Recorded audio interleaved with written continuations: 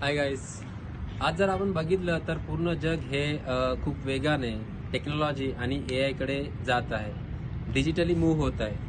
मी स्वतः बघितलं आहे की जपान आणि चायनासारख्या देशांमध्ये लहान मुलांना आता सध्या जे शिक्षण दिलं जाते त्यामध्ये त्यांना टेक्नॉलॉजीबद्दल पूर्ण माहिती, AI बद्दल माहिती, कोडिंग, रोबोटिक्स, त्यांना डेटा सायन्स आणि बिझनेस वर्कफ्लोज, बिझनेसेस कसे चालतात, तसेच रोजच्या जीवनामध्ये काय प्रॉब्लेम ते फेस करतात याच्याबद्दल त्यांना स्कूलमध्ये शिकवलं जाते.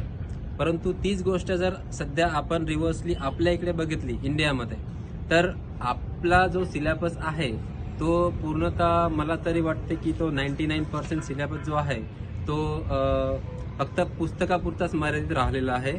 आणि आता सध्याचा जो सिलेबस आहे तो माझ्या हिशोबाने तरी आउटडेटेड आहे आणि येणाऱ्या पुढच्या 5 ते 10 वर्षांमध्ये तो मुलांच्या कोणत्याच कामात येणार नाहीये.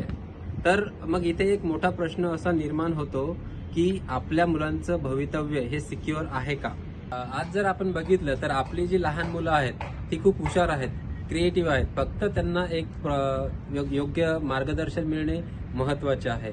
म्हणून स्किल ऑन आयटीमध्ये फ्युचरचा विचार करून आम्ही पूर्ण टीम मिळून लहान विद्यार्थ्यांसाठी स्पेशली दुसऱ्या वर्गापासून ते 10वीच्या विद्यार्थ्यांसाठी एक कोर्स असा डिझाईन केलेला आहे की ज्याच्यामध्ये किड्स कोडिंग आणि टेक्नॉलॉजी रिलेटेड पूर्ण पार्ट्स आम्ही कव्हर केलेला आहे, ज्यामध्ये मुलांना बेसिक कम्प्युटर्स, इंटरनेटचा सेफली वापर कसा करायचा, त्यानंतर कोडिंग्स, त्यानंतर कोडिंगच्या बेसिक प्रोग्रामिंग लँग्वेज जसे की पायथॉन आहे, JavaScript, HTML, CSS, C language, C++, आणि AI याच्यावरती पूर्णपणे प्रॅक्टिकली मुलांना शिकवलं जाणार आहे. मध्ये मुलांना फक्त अभ्यास करायला नाही तर विचार करायला, समस्या सोडवण्यासाठी आणि स्वतःच्या आयडिया विकसित करण्यासाठी शिकवलं जाते.